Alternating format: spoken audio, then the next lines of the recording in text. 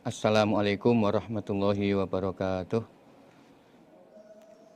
Masaluhum, perumpamaan mereka, orang-orang munafik, kama salilazi, seperti perumpamaannya orang, istauqoda, yang menyalakan siapa orang, naron, pada api.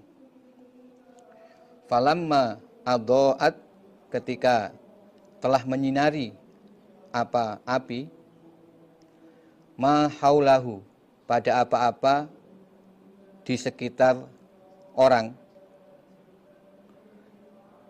zahaba, maka menghilangkan siapa Allah binurihim, pada cahaya mereka.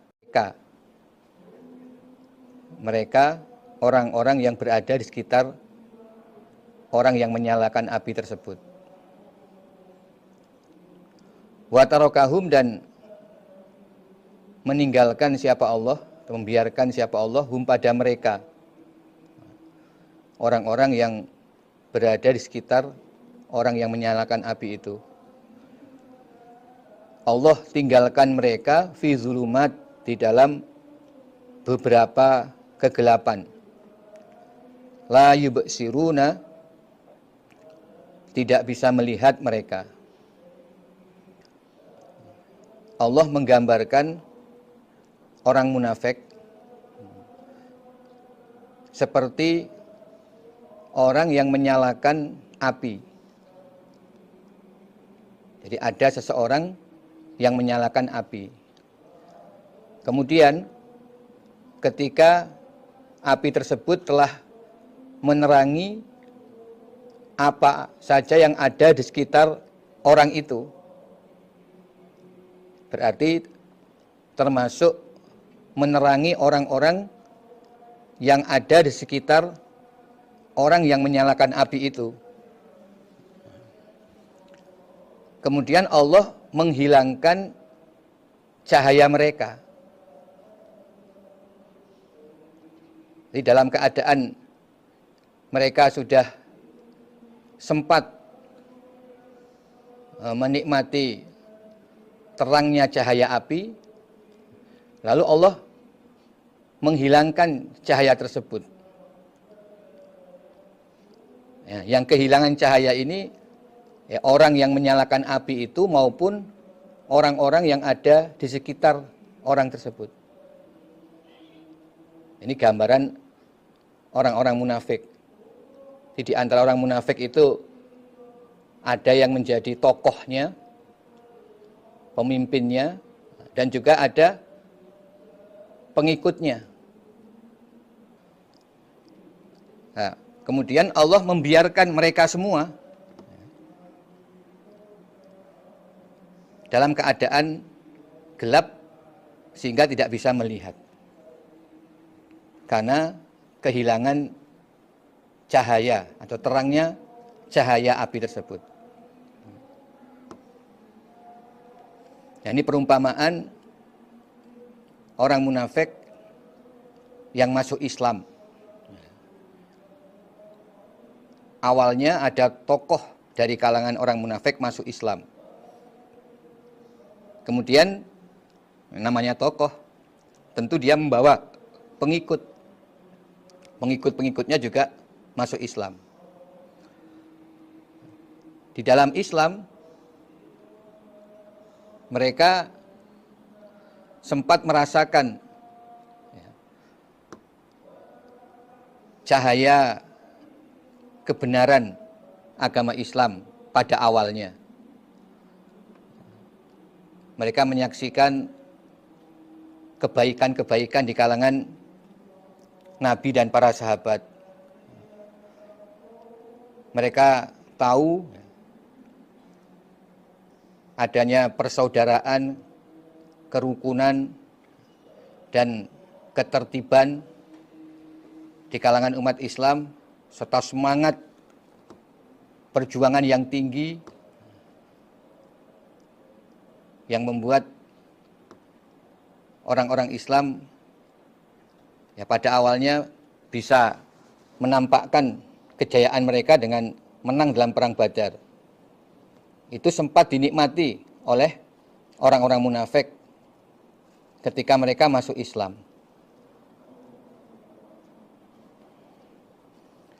Nah, tetapi setelah di dalam Islam,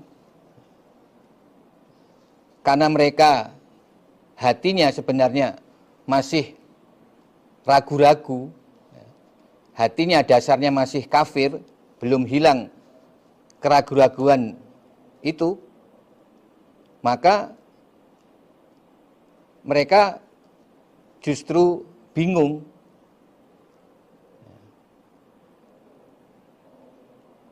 Mereka tidak mengerti apa tujuan dari beragama Islam. Mereka mengira di dalam Islam itu hanya untuk mendapatkan kesuksesan dunia, kejayaan.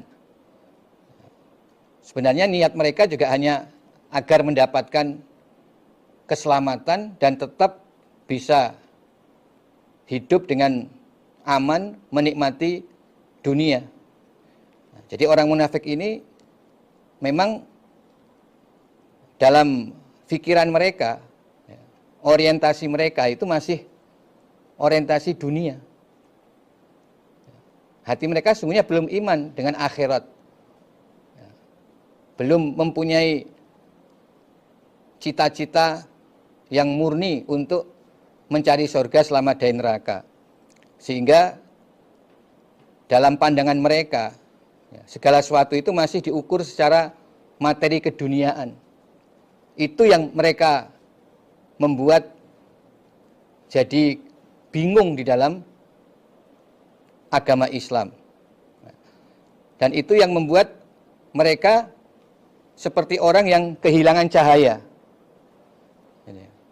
Kehilangan orientasi hidup dalam agama Islam. Apa sebenarnya yang dicari? Mereka tidak bisa taat sebagaimana para sahabat. Keimanan mereka tidak bisa sebagaimana para sahabat yang betul-betul hanya bertujuan untuk mencari akhirat atas dasar iman bil ghaib. Jadi sudah ada perbedaan tujuan, cara pandang.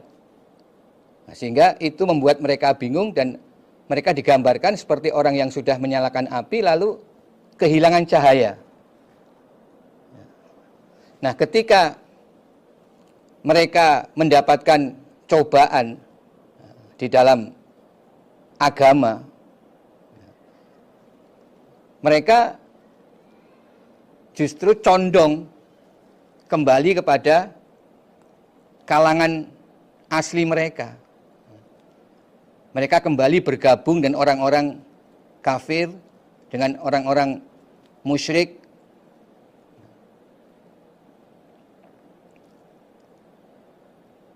Nah, itulah yang Allah gambarkan. Akhirnya mereka hidup dalam kegelapan, tidak lagi bisa membedakan antara yang hak dan yang batal.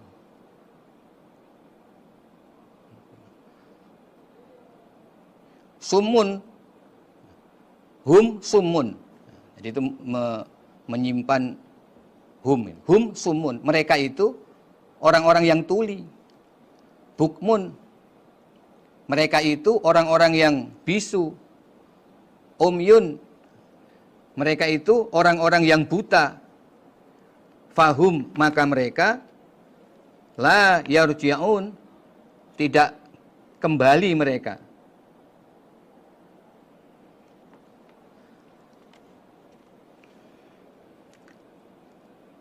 Jadi mereka itu tuli. Bukan berarti telinganya tidak bisa mendengar, tetapi ayat-ayat yang mereka dengar, nasihat-nasihat dari Nabi yang mereka dengar, tidak bisa mereka fahami. Mereka tidak bisa memahami ayat-ayat itu, sehingga dikatakan walaupun telinga mereka mendengar sama saja dengan orang yang tuli, sebab apa yang didengar tidak sampai merasuk atau masuk ke dalam hati menjadi keimanan dan keyakinan. Bukmun, mereka bisu. Dari lisan mereka tidak bisa keluar kalimat-kalimat hak. Karena hati mereka tidak bisa menerima kalimat-kalimat hak yang mereka dengar. Sehingga mereka pun tidak bisa berkata sesuai dengan ayat-ayat Al-Quran, sesuai dengan apa yang disampaikan oleh Nabi mereka, sebagaimana para sahabat, sebagaimana orang-orang yang beriman. Umyun, mereka buta. Ya, walaupun mata mereka melihat, tetapi hati mereka tertutup. Itu yang dimaksud buta. Buta hatinya. Fahum la yarji'un, sehingga mereka tidak bisa kembali ke dalam hidayah. Kembali anit dolal ilal huda. Kembali dari kesesatannya menuju hidayah lagi. Tidak bisa. Nah, inilah perumpamaan bagi orang yang sesungguhnya hati mereka itu masih belum iman. Mereka hanya lisannya saja menyatakan iman, atau mereka hanya bergabung di kalangan orang Islam untuk mencari keselamatan. Akhirnya justru mereka di dalam mengikuti agama Islam, menjadi pengikut Nabi Muhammad SAW, mereka tidak bisa mentaati sepenuhnya. Walaupun mereka berada di kalangan orang iman, tetapi tidak bisa faham, hati mereka tetap kafir. Nah, itulah yang diterangkan dalam ayat di atas, wa tarakahum fi dzulumatin la yubsirun. Allah membiarkan mereka dalam kegelapan, tidak melihat, mereka tuli, mereka bisu, mereka buta, padahal mereka berada di kalangan orang-orang iman. Tetapi karena tidak faham, berarti seperti orang yang berada di sekitar api, tetapi kehilangan cahaya. Kehilangan cahaya. Nah, sehingga ya bisa saja api itu justru membakar mereka. Jadi watarakahum fi dzulumatin la yubsirun, itu pertama artinya mereka di dunia tidak bisa faham walaupun mereka berada di kalangan umat Islam. Nah, yang kedua, nanti ketika di akhirat mereka disiksa. Jadi zulumat itu bisa juga berarti zulumat ketika di akhirat. Pengertian zulumat kalau di dunia berarti mereka itu walaupun berada di kalangan umat Islam, di kalangan Nabi dan para sahabat, mereka tidak bisa faham, ibarat orang yang buta, yang tuli, yang bisu. Dan nanti ketika di akhirat, nah, mereka itu dalam keadaan gelap, ya, disiksa. Ketika orang iman mendapatkan cahaya di hari kiamat, mereka tidak mendapat cahaya. Jadi kegelapan di akhirat. Ini gambaran yang pertama. Atau kasoyibin, seperti orang yang kehujanan. Nah, soyibin di sini bermakna musoyibin, yaitu orang yang kehujanan minas sama, dari langit. Fihi, di dalam langit, zulumat, beberapa kegelapan. Warodun, dan suara geluduk. Apa geluduk itu? Guntur. Wabarkun, dan kilat. Yaj'aluna, menjadikan mereka asabi'ahum, pada jari-jari mereka, fi adhanihim, di dalam telinga mereka. minas sawaik, karena suara keras. Suara keras dari guntur tadi. Atau bledek bahasa Jawanya. Hadzarul maut, karena takut mati. Wallahu, adapun Allah muhitun, meliputi bil kafirin, terhadap orang-orang kafir. Muhitun maksudnya mengumpulkan, jami'uhum, mengumpulkan orang-orang munafik dengan orang-orang kafir. Nah, gambaran yang kedua, orang munafik seperti orang yang kehujanan.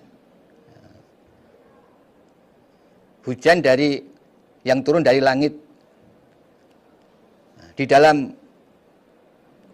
hujan tersebut ada kegelapan. Ya. Karena hujan deras, ya, berbagai kegelapan tampak. Dan disertai guntur serta kilat. Kilat itu cahaya petir. Mereka meletakkan jari-jari tangan mereka ke dalam telinga mereka. Karena kerasnya suara petir, karena takut mati. Yakadu, hampir, apa albarku, kilat, yakhtofu, menyambar, apa kilat, absorohum, pada penglihatan mereka atau pandangan mereka. Kullama adho'a, ketika menerangi, apa kilat, apa albarku, lahum, bagi mereka, masyau, maka berjalan mereka, fihi, di dalam keadaan terang, di dalam keadaan adho'a lahum, keadaan terang, karena kilat tersebut. Wa idza azlama, dan ketika gelap, alaihim, atas mereka, qamu, maka berdiri mereka. Walau sya'a, seandainya menghendaki siapa Allah, la zahaba, niscaya menghilangkan siapa Allah, bisam'ihim, pada pendengaran mereka, wa absorihim, dan pada penglihatan mereka. Innallaha, sesungguhnya Allah, ala kulli syai', atas segala sesuatu, qadir, adalah maha kuasa. Hampir saja kilat dari guntur atau petir itu menyambar penglihatan mereka atau pandangan mereka.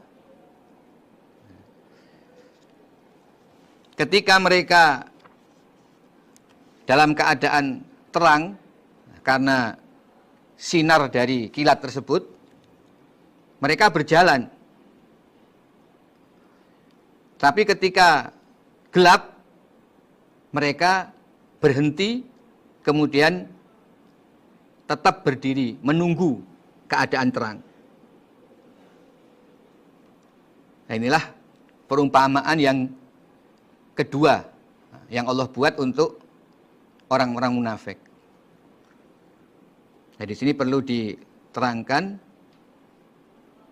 Jadi zulumat, kegelapan-kegelapan itu merupakan perumpamaan dari dalil-dalil yang menerangkan tentang kafir, zalim, fasik, munafik.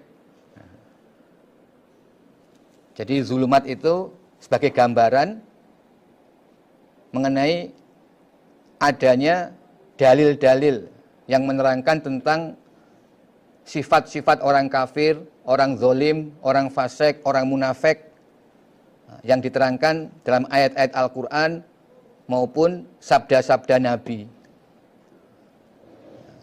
Dalam ayat Al-Quran dan sabda Nabi selalu disampaikan orang iman itu harus mentaati, selalu mentaati dan selalu berbuat baik. Nah, dalil-dalil yang menerangkan keadaan orang kafir, zolim, fasik, munafik, bagi orang-orang munafik ini ibarat kegelapan. Ya, mereka merasa gelap ketika turun ayat-ayat atau dalil-dalil yang menerangkan keadaan sifat-sifat orang kafir ini. Karena ya bagi mereka ya, itu sesuatu yang menyusahkan. Ya, kenean. Mereka kenean. Ya, merasa terkena. Sehingga bagi mereka itu suatu kegelapan. Kemudian ra'dun.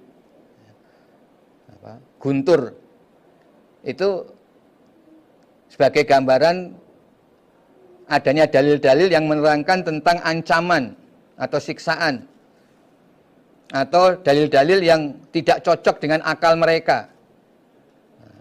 Yang tidak cocok dengan hawa nafsu mereka. Yang tidak mereka senangi. Bisa juga berupa perintah-perintah Nabi yang tidak cocok dalam atau bagi hati mereka. Itu ibarat guntur atau bledek. Suara yang demikian keras yang menghantam hati mereka. Sehingga membuat hati mereka semakin sakit. Lalu kilat itu menggambarkan dalil-dalil yang menyenangkan. Karena kilat itu bercahaya. Itu sebagai gambaran adanya dalil-dalil basyiron. Dalil tentang surga, tentang pahala, kehidupan yang menyenangkan di kalangan umat Islam. Nah, itulah yang mereka jumpai di dalam Islam. Nah, ketika mereka mendengar ayat-ayat nasihat-nasihat dari Nabi yang bagi mereka merupakan suatu kegelapan, suatu pukulan yang berat bagi hati, dan ada juga dalil yang memberikan harapan. Nah, tapi justru mereka menutup telinga mereka. Walaupun melihat cahaya kilat, tetapi mereka takut mati karena ya, takut terkena petir dan gelapnya cuaca hujan, sehingga mereka justru menutup telinga mereka. Jadi rahmat Allah, janji surga, janji pahala tidak bisa mereka dengarkan lagi. Karena bagi mereka justru yang lebih dominan adalah dalil-dalil tentang ancaman, dalil-dalil tentang perbuatan ini menjadikan orang itu munafik, perbuatan ini menjadikan orang itu kafir, orang iman itu harus selalu taat, kal jamalil anif. Nah, bagi mereka ini suatu kegelapan, bingung mereka. Mereka merasa berat, sehingga mereka tidak melihat di balik itu ada surga. Nah, kalau orang iman, ya, mereka tetap selalu membuka telinga mereka, membuka mata mereka, sehingga dalil-dalil ancaman tentang kafir, munafik, zolim, itu tetap mereka dengar dan mereka jauhi. Karena apa? Cahaya keimanan, janji surga, janji kebahagiaan yang Allah janjikan bagi orang yang taat, bagi hamba Allah yang taat, itu mereka yakini. Dalam ayat lain, wa yarjuna minallahi Wa tarjuna minallahi ma la yarjun. Orang iman itu, kamu sekalian orang iman, wa tarjuna minallah, kamu sekalian orang iman berharap dari Allah, ma la yarjun, pada apa-apa yang tidak mereka harapkan. Inilah yang membedakan antara orang iman dan orang kafir. Orang iman bisa yakin dengan janji Allah, rahmat Allah, surga Allah, sehingga walaupun mereka harus bersusah payah dan berat menjalani ketaatan kepada Allah dan Rasul, mereka jalani karena punya harapan untuk masuk surga, selamat dari neraka. Nah, sehingga mereka semakin lama dalam Islam, semakin giat, senang, bahagia, bahkan bisa merasakan halawatal iman, yaitu manisnya iman. Berbanding terbalik dengan orang-orang munafik. Sama-sama berada di sekitar Nabi, tapi mereka tidak punya keimanan, keyakinan terhadap surga neraka. Mereka ingatnya kepada surga neraka, ingatnya kepada Allah sangat sedikit sekali. Orientasi mereka hanya keduniaan. Sehingga mereka tidak bisa bersikap sebagaimana para sahabat. Mereka menganggap sahabat itu bodoh. Itu terjadi karena mereka kehilangan cahaya hidayah. Nah, kenapa? Itu sebenarnya kesalahan mereka sendiri. Kenapa mereka menutup telinga mereka? Ini gambarnya. Kenapa mereka menutup telinga mereka? Karena takut mati. Nah, takut mati itu gambaran takut iman. Jadi ini digambarkan orang kehujanan, ada petir, ada kilat, suasana gelap, mereka ketakutan, tutup telinga, takut mati. Sesungguhnya itu orang munafik menutup telinga mereka dari ayat-ayat Allah, dari tuntunan Rasulullah, karena mereka takut jadi orang iman. Menganggap orang iman itu bodoh. Yakadul barqu yakhtafu absarahum. Ya memang kilat dari petir itu bisa saja menyambar mata mereka sehingga mereka menjadi buta. Memang demikian itu.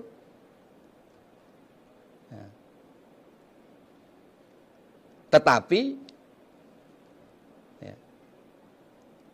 ketika mereka menutup telinga mereka, nah justru itu mereka kehilangan cahaya.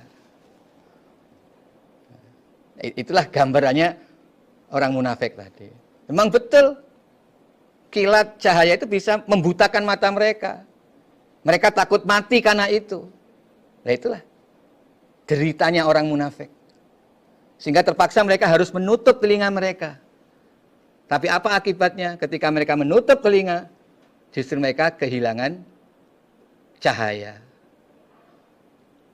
Nah, bagaimana akibatnya? Ketika kilat tadi menerangi mereka, mereka berjalan. Tapi ketika keadaan gelap, jadi yang terdengar hanya suara guntur dan hujan yang masih terus-menerus gelap. Nah, bisa dibayangkan kan? Kalau kilat kan munculnya jarang-jarang. Tapi yang banyak justru keadaan gelap. Mereka diam. Mereka tidak bergerak. Ketika mereka diperintah untuk berjuang. Ini contoh yang terjadi di kalangan mereka waktu itu ya, pada waktu perang Uhud yang terjadi. Jadi orang munafik ini masuk Islam waktu perang Badar, ketika umat Islam menang. Nah, mereka tampak kemunafikannya pada waktu perang Uhud. Jadi waktu diperintah perang Uhud, Abdullah bin Ubay bin Salul ini, mereka hanya berangkat keluar dari Madinah, tapi di perjalanan mereka kembali, tidak sampai ke medan perang Uhud. Karena mereka takut mati dalam perang. Mereka tidak yakin surga yang dijanjikan oleh Allah karena membela, memperjuangkan agama Allah. Jadi mereka cari aman.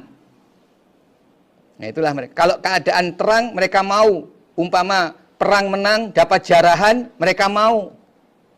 Mau ikut perang hanya untuk mendapatkan jarahan. Tetapi ketika ada bahaya dan ada kemungkinan kalah, mereka berusaha untuk tidak maju ke medan perang, cari selamat. Karena bagi mereka, kalau mati dalam medan perang berarti ya mati konyol, berarti gagal. Beda dengan sahabat ketika mati dalam perjuangan, nah justru merasa bangga, mati dalam keadaan mati syahid, mendapat jaminan surga. Nah, seandainya Allah mengendaki, ya bisa saja Allah langsung menghilangkan pendengaran dan penglihatan mereka. Artinya Allah langsung menyiksa pada mereka ketika di dunia. Bisa saja. Innallaha ala kulli syai'in qadir. Allah Maha Kuasa atas segala sesuatu. Jadi ini ada dua perumpamaan yang Allah buat bagi orang munafik. Yang pertama dalam ayat 17 dan 18. Ini ayat 17 dan 18. Ini menggambarkan keadaan orang munafik yang memang kuat kemunafikannya. Nah, jadi seperti ya tokoh munafik yaitu Abdullah bin Ubay bin Salul. Artinya mereka betul-betul munafik tulen. Ya. Jadi mereka itu sebenarnya tidak iman, tetapi menutupi imannya, menutupi kafirannya dengan berada di kalangan orang iman. Dan mereka tulen kemunafikannya ini.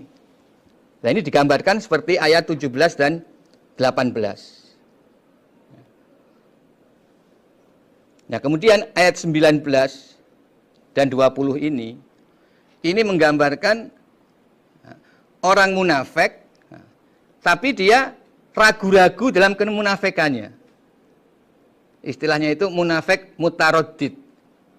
Jadi hatinya itu masih campur antara iman dan kafir, tapi lebih dominan kafirnya. Lebih dominan kafirnya. Jadi tergolong munafik juga. Hanya dia ragu-ragu munafiknya. Bisa dipahami kira-kira. Jadi ada dua model. Ini ada munafik kholis yang murni dan ada yang digambarkan dalam ayat 19-20. Ini munafik yang maju mundur. La ilaha ula wa la ilaha ula. Nah, itu digambarkan seperti orang yang kehujanan tadi.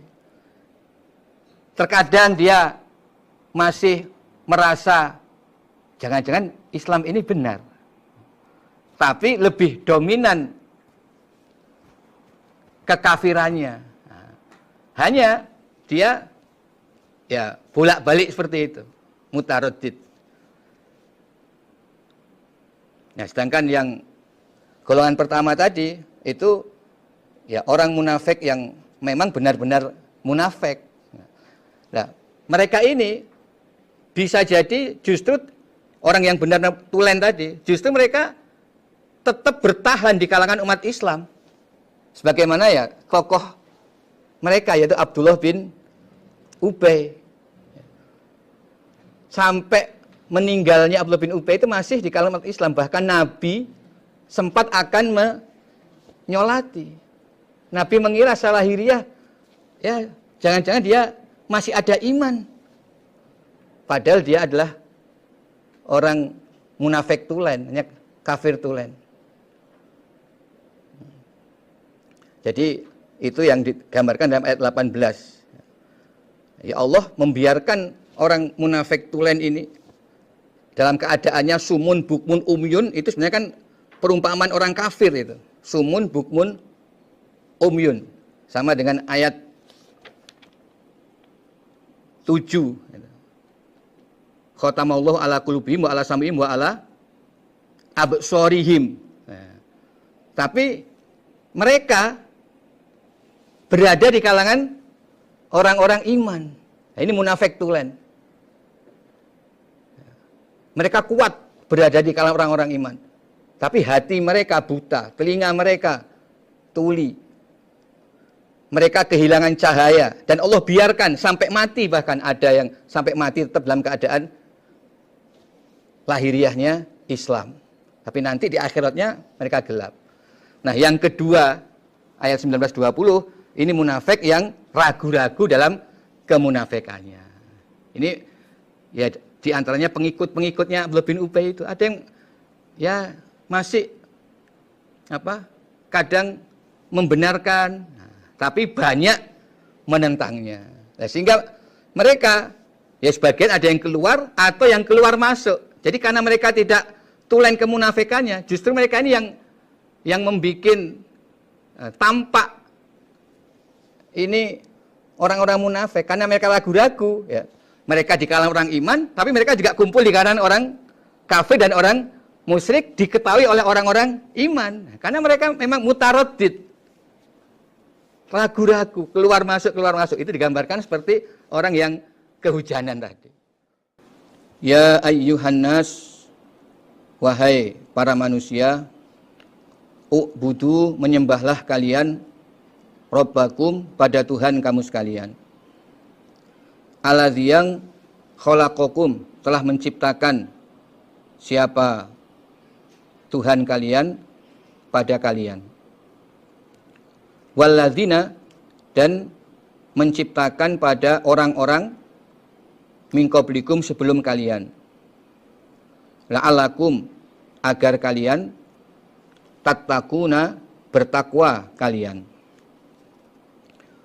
Wahai para manusia, sembahlah Allah Tuhan kalian. Maksudnya ya, menyembah secara mukhlis, meninggalkan syirik kepada Allah.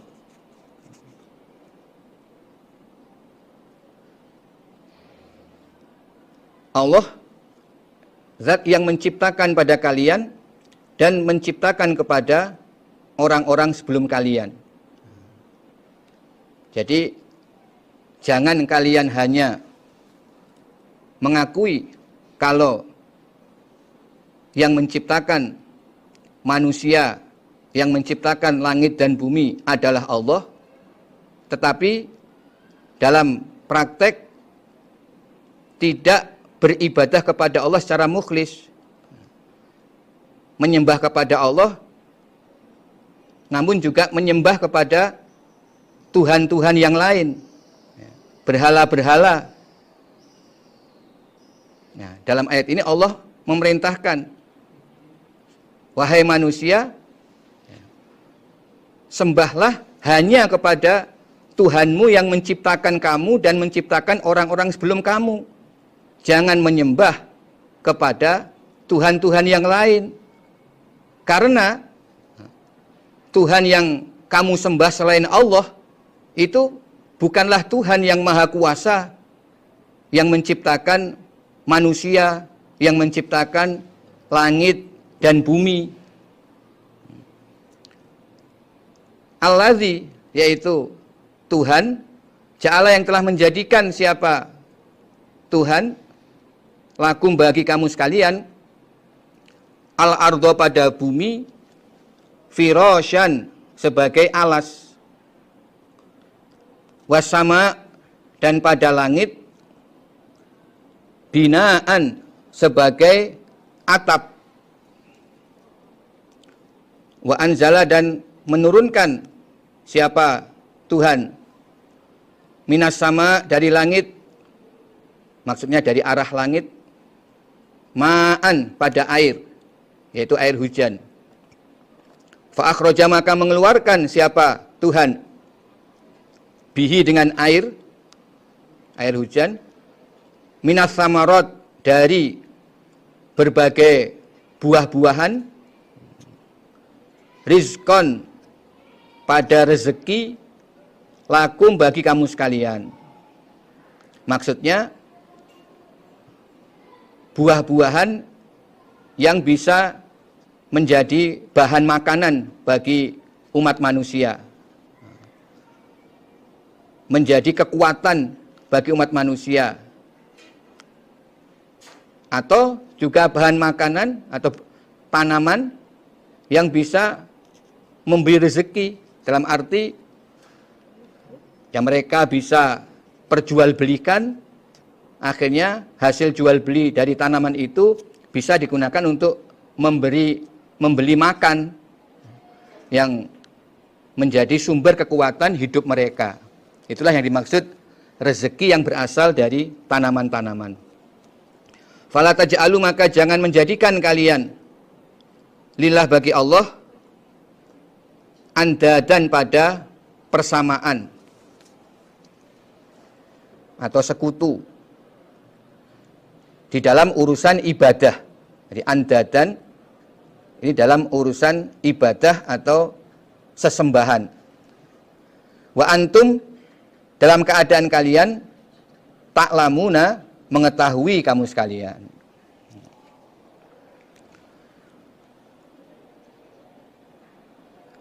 Sembahlah Tuhan yang menciptakanmu dan menciptakan orang-orang sebelum kamu,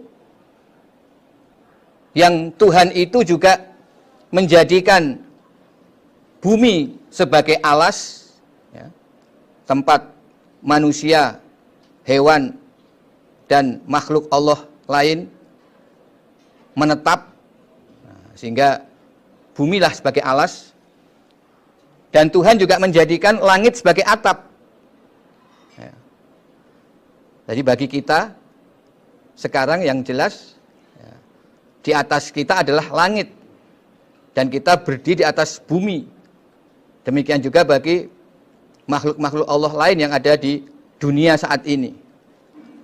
Bumi sebagai alas, langit sebagai atapnya. Dan Tuhan itu juga menurunkan air hujan dari arah langit. Maksudnya dari awan. Kemudian dari air hujan itu Tuhan mengeluarkan tanaman-tanaman yang bisa menjadi rezeki bagi kalian manusia.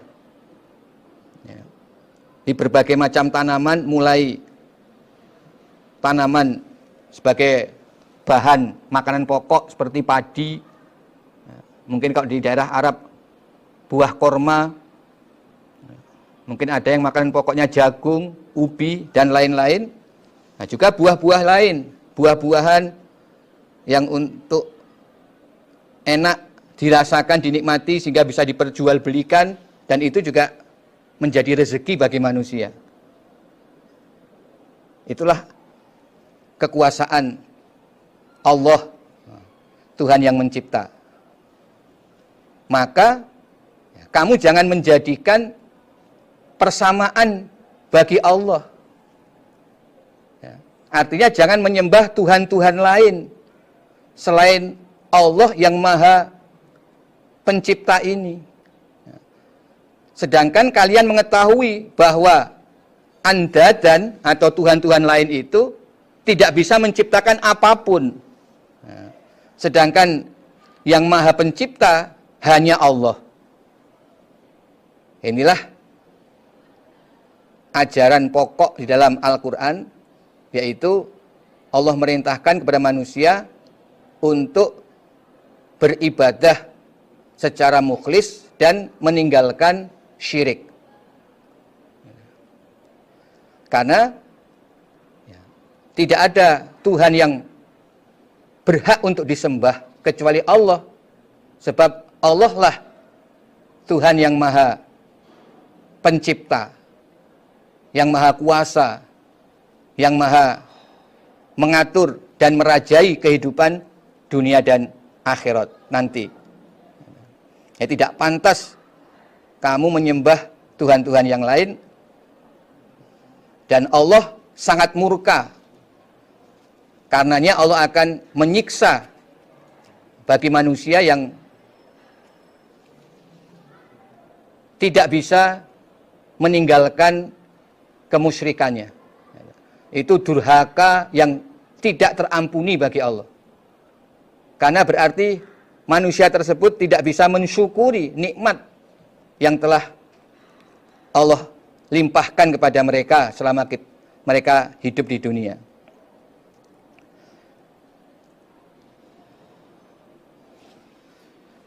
Wa in kuntum, dan jika ada kalian fi raib, di dalam keraguan-raguan, mimma nazzalna, dari apa-apa yang telah kami turunkan, ala abdina, atas hamba kami Allah, faktu, maka mendatangkanlah kalian bisuratin, pada satu surat, mimmislihi, seumpama Al-Quran. Wada'u, dan mengajaklah kalian syuhada'akum, pada saksi-saksi kalian, min dunillah, dari selain Allah. Maksudnya ya berhala-berhala atau Tuhan-Tuhan yang kalian sembah selain Allah. In kuntum, jika ada kalian sodikina, orang-orang yang benar. Jika kamu dalam keadaan ragu-ragu terhadap kebenaran kitab suci Al-Quran yang telah kami turunkan kepada hamba kami Nabi Muhammad SAW, maka coba datangkan satu surat saja yang mirip dengan satu surat dalam Al-Quran. Dan ajaklah berhala-berhala yang kamu sembah atau Tuhan-Tuhan yang kamu sembah selain Allah untuk membuat satu surat yang mirip dengan satu surat dari Al-Quran. Kalau memang kamu itu benar bahwa Al-Quran ini tidak diturunkan dari Allah, atau bukan firman Allah yang menciptakan langit, bumi, dan menciptakan semua makhluk. Atau orang-orang kafir itu kan menuduh Al-Quran ini adalah buatan Nabi Muhammad sendiri, jadi bukan wahyu dari Allah. Nah, kalau memang benar seperti tuduhanmu itu, dan kamu berarti meragukan kebenaran Al-Quran dari Allah, bahwa Al-Quran itu adalah firman Allah, kamu ragukan kebenarannya, nah coba sekarang buatkan satu surat saja yang mirip dengan surat Al-Quran. Itu untuk membuktikan kalau Al-Quran itu adalah buatan manusia atau ucapan Nabi Muhammad. Kalau Al-Quran itu adalah buatan Nabi Muhammad, tentu manusia lain juga akan bisa membuat sebagaimana surat atau ayat yang ada dalam Al-Quran. Nah, tetapi kalau ini adalah firman Allah, kalam Allah, maka manusia tidak akan bisa membuat ayat walau hanya satu surat yang mirip dengan Al-Quran. Fa'ilam taf'alu, maka jika tidak mengerjakan kamu sekalian, walan taf'alu, dan tidak akan mengerjakan kamu sekalian, fattaku, maka takutlah kamu sekalian, an-naro, pada api neraka, allati, yang waquduha, kayu, nyalanya api neraka, atau kayu bakar untuk nyalanya api neraka, itu adalah annasu, manusia, wal hijaratu, dan batu. Nah, maksudnya batu ini adalah berhala-berhala yang mereka sembah itu. Uiddat, yang disediakan apa? Neraka lil kafirin, bagi orang-orang kafir. Nah, jika kalian tidak mampu mengerjakan, membuat satu surat yang mirip dengan surat Al-Quran, dan kalian memang tidak akan bisa. Jadi Allah sudah menjamin bahwa tidak mungkin manusia membuat surat yang mirip dengan satu surat saja dari Al-Quran. Tidak akan bisa. Nah, ini merupakan bentuk tantangan langsung dari Allah kepada umat manusia. Dan ini berlaku ila yaumil qiyamah. Dan pada zaman Nabi sudah terbukti bahwa bangsa Quraisy yang mereka itu adalah bangsa yang ahli dalam bersyair. Jadi di kalangan bangsa Quraisy itu penyair-penyair itu merupakan tokoh-tokoh yang sangat dihormati, yang diikuti. Karena mereka memang terbiasa untuk membuat syair, sehingga orang yang pandai membuat syair itu akan mereka tokohkan. Nah, tetapi walaupun mereka adalah ahli-ahli syair di kalangan bangsa Arab, mereka tidak mampu untuk membuat satu surat saja sebagaimana satu surat dalam ayat Al-Quran ini. Nah, dengan kamu tidak bisa membuat dan kamu nggak akan bisa membuat, berarti Al-Quran itu adalah betul-betul firman Allah, kalam Allah. Itu sebagai bukti. Dan ini jadi tantangan yang terus berlaku ila yaumil qiyamah. Dan inilah mukjizatnya Al-Quran. Inilah mukjizatnya Al-Quran. Al-Quran membuktikan, melemahkan pada pendapat, pandangan umat manusia yang mengkufuri, yang tidak mempercayai Al-Quran sebagai firman Allah. Nah, dengan ayat ini, kalau memang masih meragukan Al-Quran ini firman Allah, buktikan, buat satu surat saja. Sampai kapanpun kamu tidak akan bisa.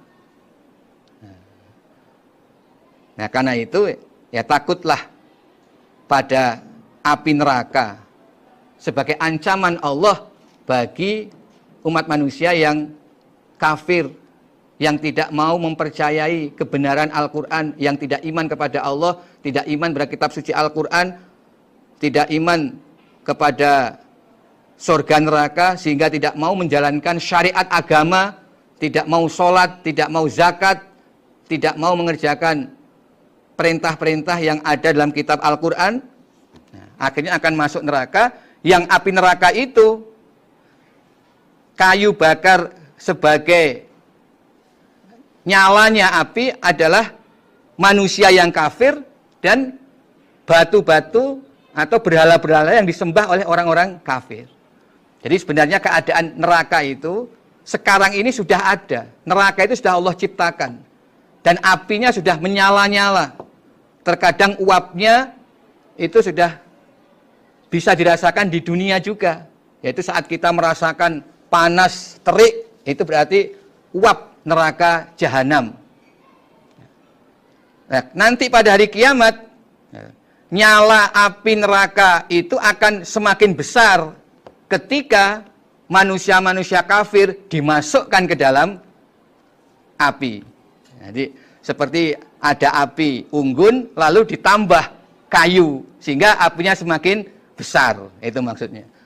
Ketika berhala dimasukkan juga api neraka semakin besar. Ya, tantangan dari Allah terhadap orang-orang kafir untuk membuat syair seperti yang ada dalam ayat-ayat Al-Quran, ini sudah berkali-kali disampaikan kepada orang kafir. Sejak Nabi Muhammad di Mekah sampai Nabi Muhammad hijrah ke Madinah.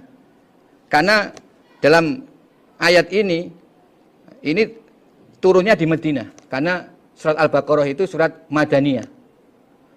Nah, sebelumnya dalam surat-surat Makkiyah sudah ada tantangan itu. Yaitu yang pertama dalam surat Qasas ayat 49.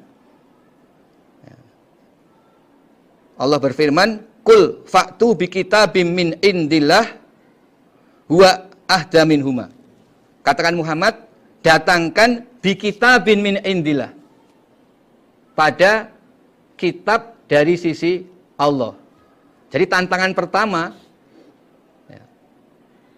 orang kafir ditantang untuk membuat kitab suci yang menyamai Al-Quran. Jadi membuat satu kitab penuh sebagaimana kitab Al-Quran. Tentu mereka tidak bisa. Kemudian dalam surat Hud ayat 13. Am yakulu naftaroh kul fa'tu bi asyri suwarin mislih muftaroyat. Al-Hud 13. Apakah mereka berkata bahwa Nabi Muhammad membuat Al-Quran itu? Katakan Muhammad, datangkan 10 surat semisal Al-Quran. Di tantangan kedua diturunkan. Asalnya ditantang membuat satu kitab, diturunkan 10 surat saja kalau bisa. Nah. Kemudian dalam surat Yunus ayat 38, am yakulu naftaroh kul fa'tu bi suratim mithlih. Dalam surat Yunus 38. Apakah mereka berkata bahwa Nabi Muhammad bikin pada Al-Quran? Katakan Muhammad, coba datangkan satu surat semisal Al-Quran. Ini juga sudah disampaikan pada waktu di Mekah. Karena 3 ayat ini semua adalah ayat dalam surat Makkiyah. Berarti turunnya di Mekah. Nah kemudian dalam surat Al-Baqarah ini semakin ditegaskan. Ya. Coba satu surat saja kamu kalau bisa bikin. Dan di sini dinyatakan walan taf'alu, kamu tidak akan bisa. Berarti tantangan ini ya awalnya satu kitab, kemudian 10 surat, kemudian satu surat tidak bisa juga. Akhirnya Allah menegaskan sampai kapanpun kamu tidak akan bisa membuat walau hanya satu surat. Dan itu menunjukkan, membuktikan kebenaran bahwa kitab Al-Quran adalah betul-betul diturunkan dari Allah. Dzalikal kitabu la raiba fih. Alhamdulillah, jazakumullahu khairan. Assalamualaikum warahmatullahi wabarakatuh.